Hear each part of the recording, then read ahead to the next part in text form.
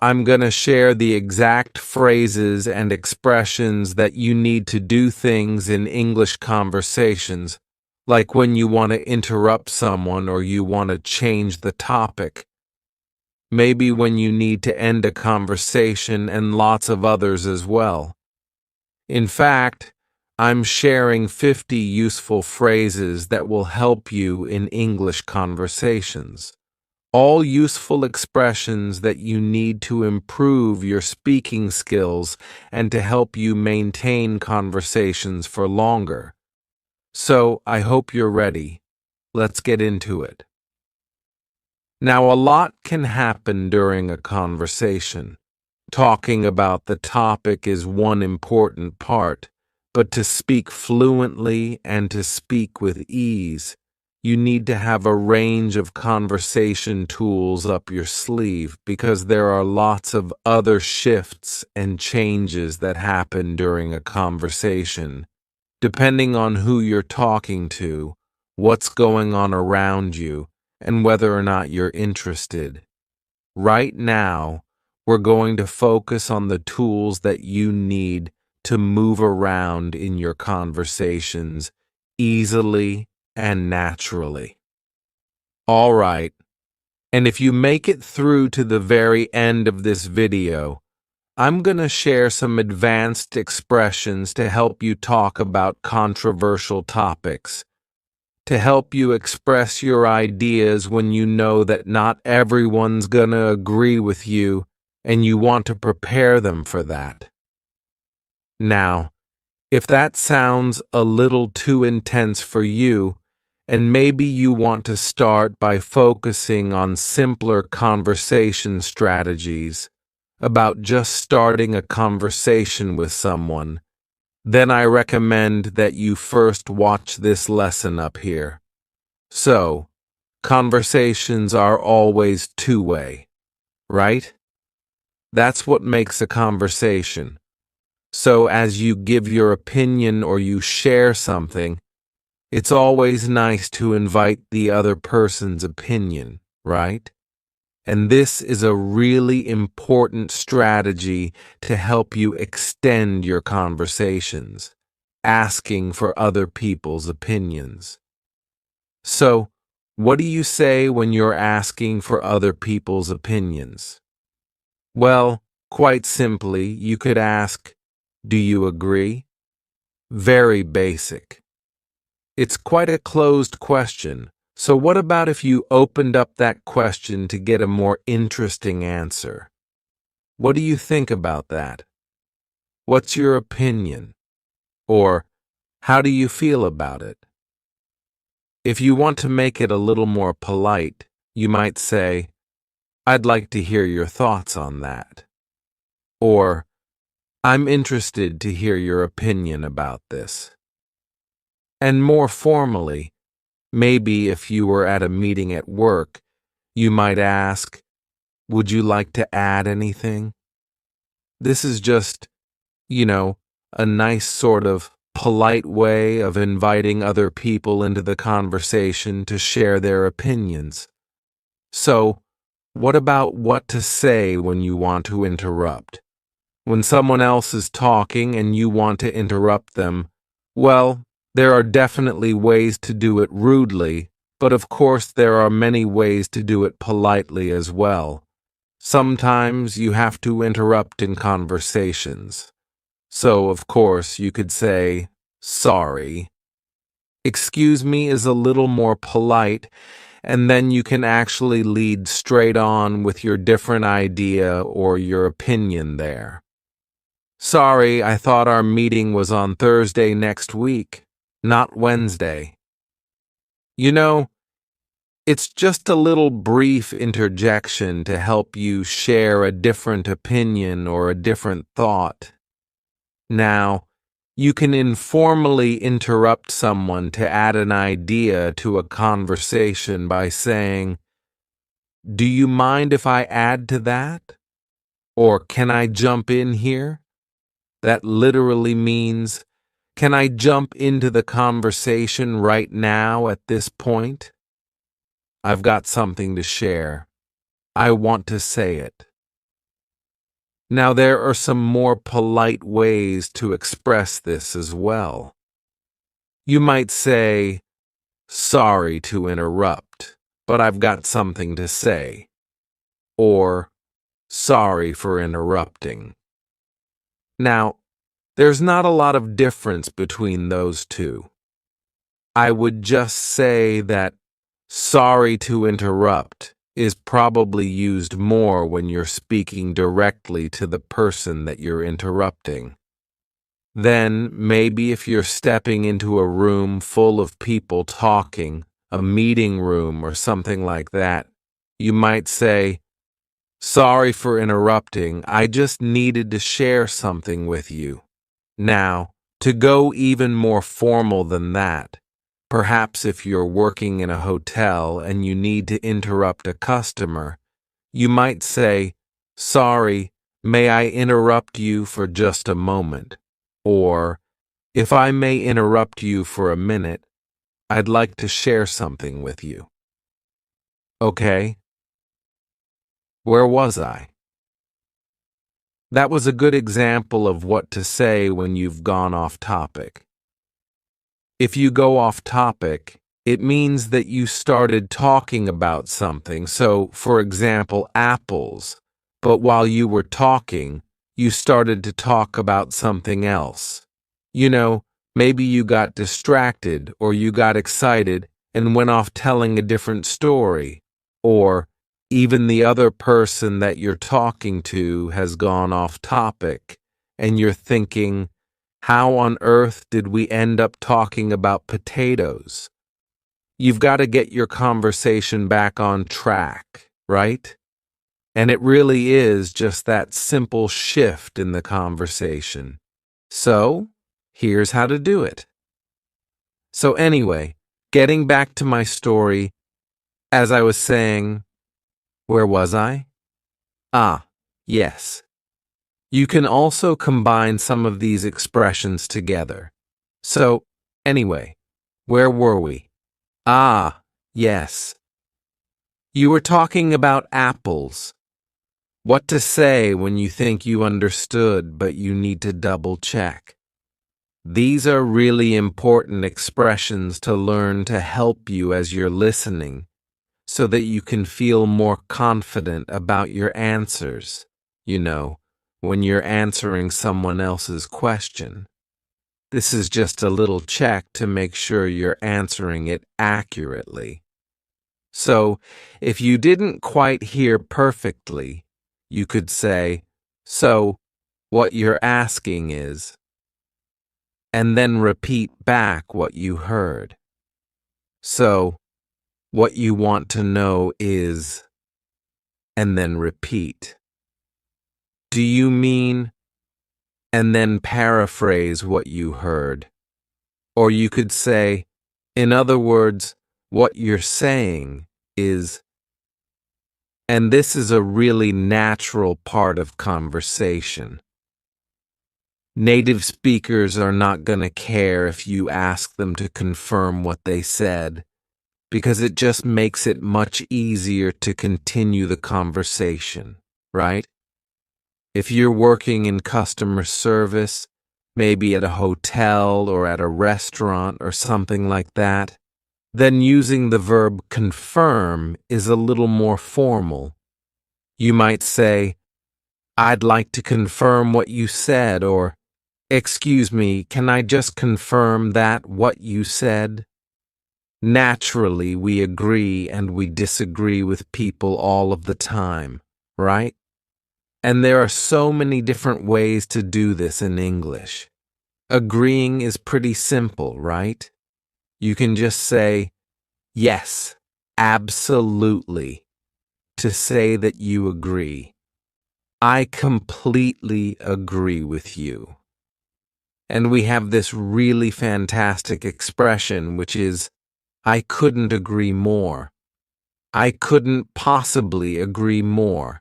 I really strongly agree with you. But what to say to somewhat disagree? Now, All of these examples are ways to say that you accept some of the ideas that the other person has shared, but you don't completely agree with them. Okay, so you might say, I see what you mean, but, and then express, a different opinion. I understand your point of view, but I can see where you're coming from, but I agree with you up to a point, however. I've got a different opinion. So, then what to say when you disagree completely? I don't feel the same way. Actually, I don't quite agree, or I disagree. I'm afraid I don't agree with you on that, or about that. Now, this is quite an interesting English expression. I'm afraid. We use it when we're trying to make a statement more polite, not just to say that we're worried or we're scared. I'm afraid I can't help you. I'm afraid we've run out of sausages.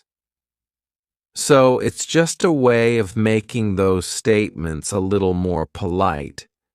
And you can do the same thing when you're disagreeing. I'm afraid I don't agree with you. So, to be quite formal when you disagree, then try to add a word like respectfully. Respectfully, I have to disagree. And then, if you feel like your conversation isn't going anywhere, maybe there's a bit of tension, people are getting frustrated and annoyed, and you want to change the topic. Well, we'll have to agree to disagree then. It's a way to end the discussion, especially when it's getting a little heated, and change the topic a little. Now, of course, in English, you can be quite rude with your body language when you're disagreeing with someone. So, in formal situations or when you want to be really polite, try to be aware of what your body is doing. So, avoid shaking your head or rolling your eyes or sighing, unless you really want that other person to see that you're frustrated or you're annoyed with them. Speaking of changing the topic, what do you say when you want to do that in English? What to say to change the topic? Now, this is useful. You might want to change the topic for a few different reasons. It could be as simple as you've run out of things to say about the topic. So, instead of ending the conversation, you can simply change the topic and change direction. That reminds me. Or, speaking about. Or, speaking of that. This is a really useful expression or a way of, kind of linking two ideas in a conversation. Speaking about your holiday to Greece, did I tell you that I've got a trip planned later in the year? But maybe you just want to introduce something completely different. So then you could try, oh, by the way, did I tell you about this? Or, oh, while I remember. Or, before I forget, I've got something I want to say. This has nothing to do with what we're talking about, but I've got to share it anyway. I know this is completely changing the topic, but I've got to tell you. So, what to say when you're talking about a controversial topic? Now, this is more advanced conversation skills, but maybe you want to talk about politics, religion, social issues. I quite enjoy learning about these topics and having discussions about these things, but I know that my views will not always be the same as everyone else's. But that doesn't mean that you need to avoid it right? You just need a few tools and a few tips to help you keep the conversation open and positive. So, when you're introducing an idea that you feel like not everyone's going to agree with, then you could try saying, I know not everyone agrees with me, but this is what I think. Or, I know this is a contentious issue, and then go on to explain. It might be an unpopular opinion, but I strongly believe I don't see eye to eye with everyone on this matter, but I think it's really important to discuss this. Whilst you may not agree with my views, I'm definitely interested in hearing yours. I'm not trying to ruffle anyone's feathers here. This is a fun little idiom to say. I'm not trying to make anyone upset or angry, you know? I'm just sharing a different opinion. I'm not intending to ruffle anyone's feathers. What to say when you want to end a conversation. Having one of these simple expressions on hand will help you to politely end a conversation and move on. Right. We don't want to get stuck in a conversation. Well, I'd best be off. It's been great chatting. Anyway, I'd better get back to it. Or, I better get back to work. I'm so glad I ran into you. It's been great catching up. I'll see you soon. So, there you have it. That was over 50 common phrases to help you have more advanced English conversations and help you to maintain those conversations even longer. Now, all of these tools are ones that native English speakers use all the time in conversations. So, listen out for them in movies and podcasts. Try to hear them in context. Now, definitely don't try and learn all of them at once. Okay? Not all 50 phrases at once, but definitely choose a couple of them from each category and really start to get familiar with them and how to use them. You guys know that you can catch me over on Instagram and on Facebook, and make sure you take a look at the Ladies Project too. I've linked to it up here. You can catch the Ladies Project on Instagram as well. And as always, you can keep practicing with me right now, right there in that lesson. Lesson number 2. Do you feel frustrated when you get stuck in English conversations?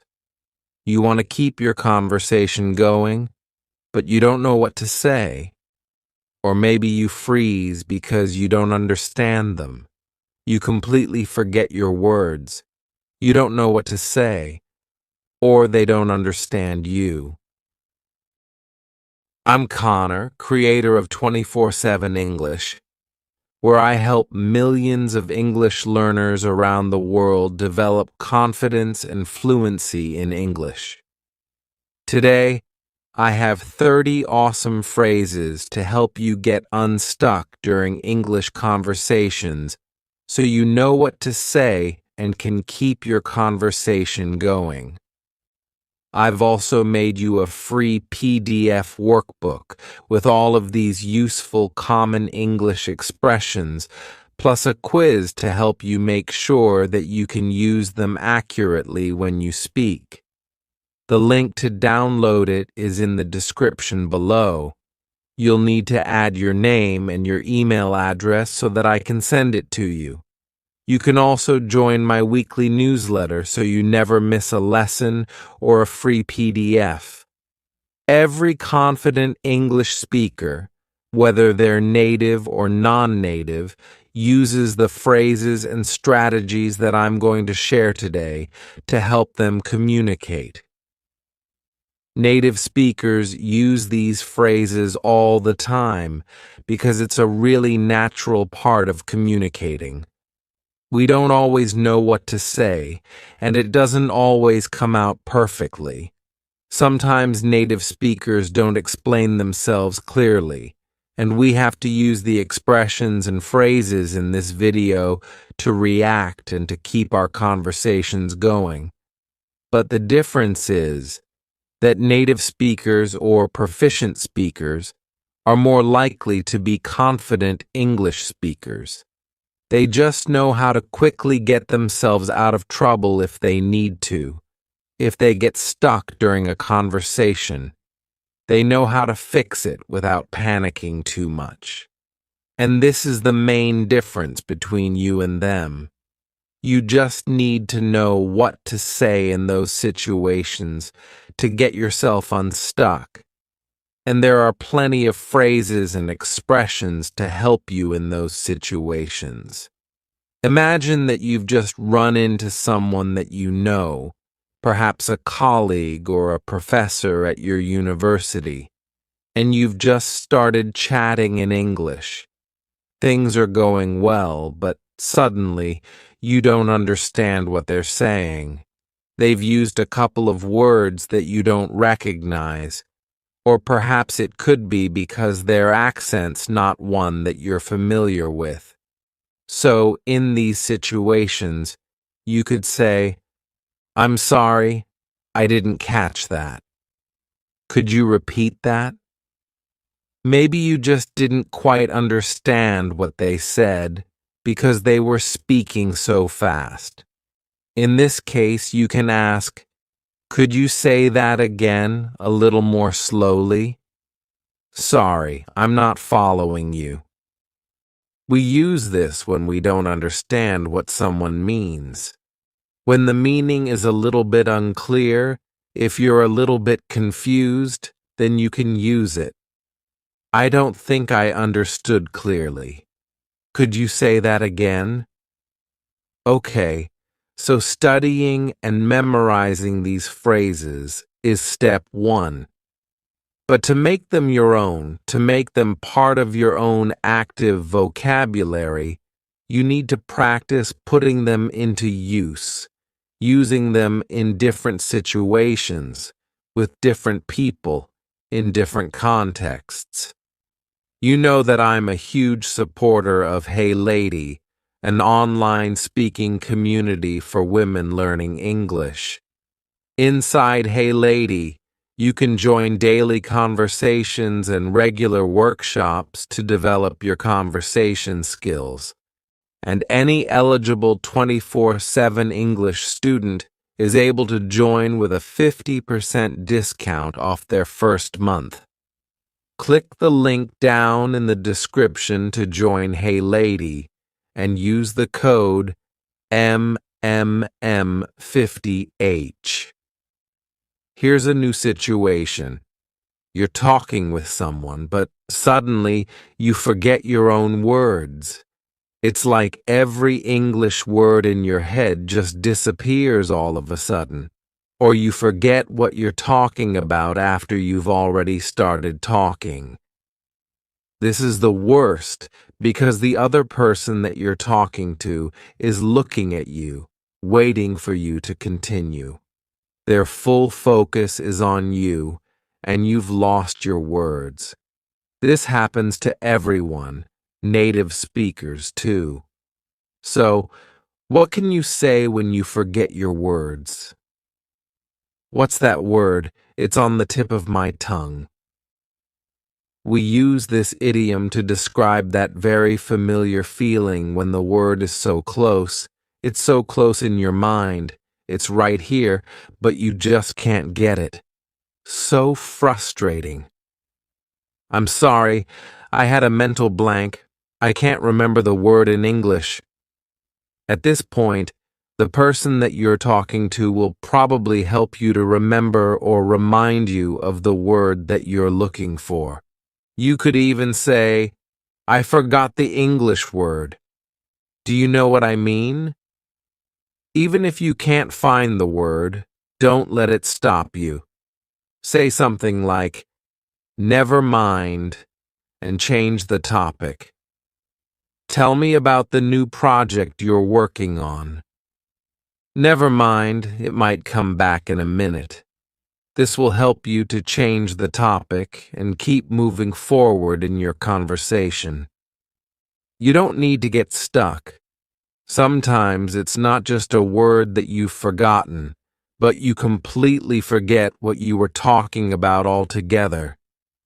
When this happens to me, I just say, "Hang on, let me start over. Let me try that again. Oh, I completely lost my train of thought. Hopefully, it'll come back to me in a moment." You have the choice to feel embarrassed and get frustrated with yourself, or you have the choice to just hit that reset button. You just need to signal what happened to the person that you're talking to so they know what's happening. But then the conversation can keep going. Listen to what I say, but also how I say it. Notice that I'm not taking myself too seriously. I'm using facial expressions just as much as the words that I'm choosing to help communicate what's happening. And this is a really important point. Honesty is really important in conversation. If someone is listening to you speak, and then, for some reason, you get stuck, all of those expressions that we just went through will help you to explain what happened and give some clues to the person listening so that they can help you out. And let's be honest, it's going to happen to you a lot on your journey to English fluency. And once you're fluent, it's still going to happen. Fluency does not mean perfect. It just means that you have all of the phrases and expressions that you need to have successful conversations in English, even when you mess up. There are plenty of times when you just don't know what to say, maybe because you're not properly prepared. Maybe you've never talked about this topic before, so you have no idea what to say or how to contribute. Or you might need a little bit of extra time to think about your answer. It's not something that you know instantly. And there are tons of things that we say in English when this happens. To be honest, I'm not really familiar with the political situation in Venezuela. If you need a little more time to think about your answer, then try. That's an interesting question. Let me think for a moment. That's tricky. I've never been asked that before. I'm not sure. Give me a second to think about it. Just give me a second to think about how to explain it in English. All of these phrases will give you some extra time, just a few seconds, so that you can take a deep breath, get your thoughts in order, and think about what you're going to say next. If you're in a group conversation, you can even direct that question towards someone else. I need some time to think about my answer. Does anyone else want to jump in? Another really common situation, especially at work, is when someone asks you to share your opinion or your ideas about something, but they catch you off guard. You don't have anything to share with them yet. If you don't know what to say in these moments, you might freeze. You might start searching for words, and it feels like every word has escaped your head. You've got nothing to share. So, in this situation, you can try to return the question back to them. I've never thought about that before. What about you? Oh gosh, I've never been asked that before. What do you think? Or even more casually, what's your take? This does two things. 1. The other person will start talking, so you'll have some extra time to think about your answer. 2. If you don't really have an opinion or an idea to share about this topic, you'll probably get some ideas from what the other person is saying. They might inspire you to think of something to share or say. Or maybe you agree or disagree with something they said, but it's a way for you to keep the conversation going. What if someone asks you something that you're not entirely comfortable with? This can happen in a lot of different situations, and it's okay to not answer a question or not talk about a topic if you don't want to. So, I've got a few phrases to help you explain that you'd prefer not to answer and want to change the topic. I'd rather not answer that, if that's okay, for personal reasons. Is it okay if we talk about something else? What are you doing this weekend? What if the other person doesn't seem to understand you? You might find yourself in a situation where you're talking, but you notice the other person's face changing. They don't seem to understand you. That's okay. It might be your fault. Maybe you weren't being clear. But it could also be them. Maybe they got distracted or weren't paying attention. So, if you feel like this is happening, you could say, "Am I making sense? Are you following?" Remember, we used the word following earlier in this lesson. I'm not following you. So, it's a good one to use in the context of a conversation. Are you following me? Both of these questions are used to check in and allow the person you're talking to ask a question if they need to. If you're really confident that they are not following, you could say something like, "I don't think I'm being very clear. Let me try that again." Handling miscommunication. Sometimes, despite all of our best efforts, miscommunication happens. They haven't understood you, but it's totally normal. We just need to be prepared to handle those situations when they come up. So you can say, "Sorry, I think there was a misunderstanding. What I meant to say was..."